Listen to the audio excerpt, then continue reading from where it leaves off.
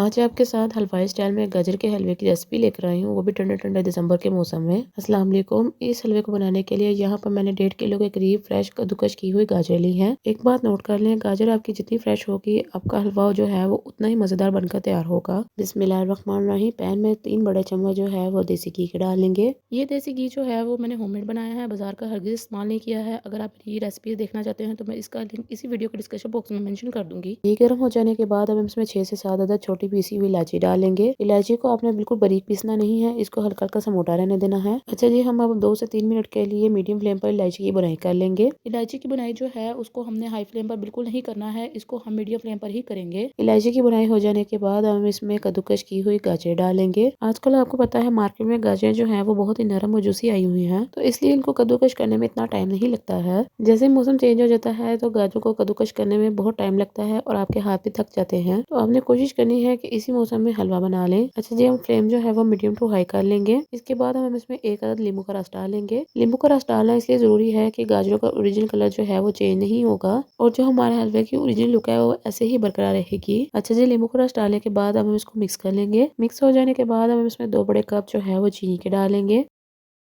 چینی ڈالنے کے بعد ہم اس کو مکس کر لیں گے۔ اچھا جی، گاجر کی ہم نے بنائی کرنی ہے، پلس اس میں ہم نے جو چینی ڈالی ہے وہ جب میلٹ ہوگی تو اپنا شیرہ چھوڑ دے گی، اور یہاں پر فلیم جو ہے وہ اپنے ہائی پر ہی رکھنی ہے۔ جیسے چینی اپنا شیرہ چھوڑے گی اس میں 2 کپ کے قریب فریش دودھ ڈالیں گے۔ دودھ ہم نے ایک دم سے نہیں ڈالا ہے، پہلے 1 کپ ڈالیں گے اور اس کو مکس کر لیں گے۔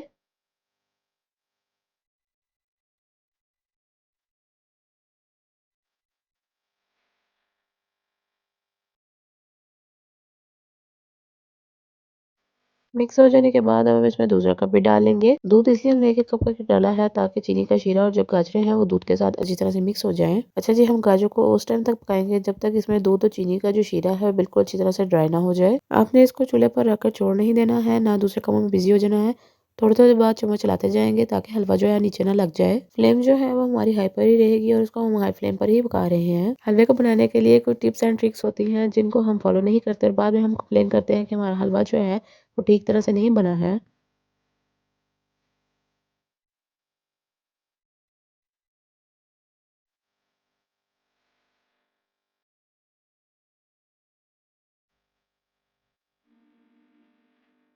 یہ دیکھیں آہستہ آہستہ شیرے اور دودھ کی کوانٹٹی جو ہے وہ کم ہوتی جا رہی ہے۔ جیسے ہی دودھ اور شیرے کی کوانٹٹی کم ہوگی، ساتھ ہی ہم اس میں جو ہے وہ ہاف پیالے کے قریب فریش دودھ کی ملائی جو ہے وہ ڈالیں گے۔ اگر آپ کے پاس فریش ملائی نہیں ہے تو آپ نے پریشان نہیں ہونا ہے، آپ اس کی جگہ فریش آل پرپز کریم کا بھی استعمال کر سکتے ہیں۔ ملائی ڈالنے کے بعد ہم اس کو اچھی طرح سے مکس کر لیں گے۔ جیسے جیسے میں اس کو مکس کر رہی تھی کہ اس کی خوشبو اتنی مزے کی آ رہی تھی کہ میں آپ کو الفاظوں میں بیان نہیں کر سکتی۔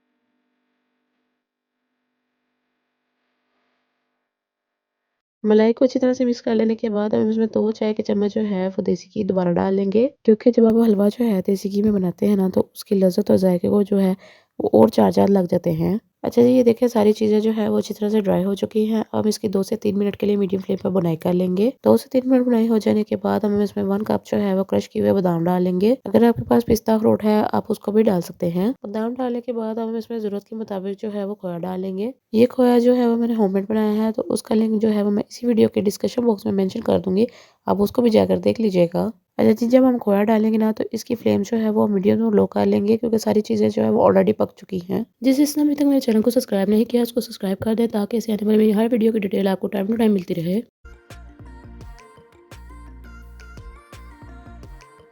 کچھ ٹائم مکس کرنے کے بعد یہ دیکھیں ہمارا مزیدار سا حلوہ اس ٹائم میں گاجر کا حلوہ بن کر تیار ہو چکا ہے۔ اب ہم اس کو سرو کر لیں گے۔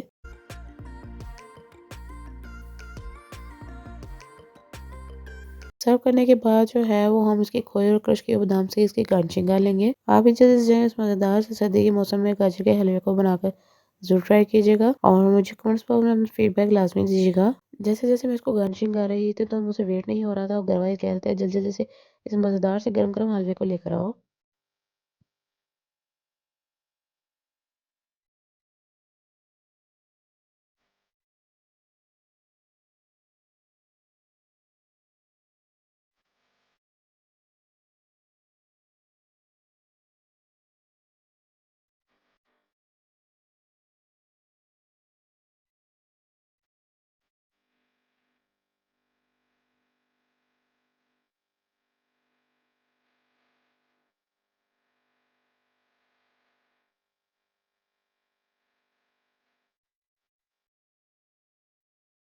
اچھے سے اس کو کھا کر چیک کرتے ہیں۔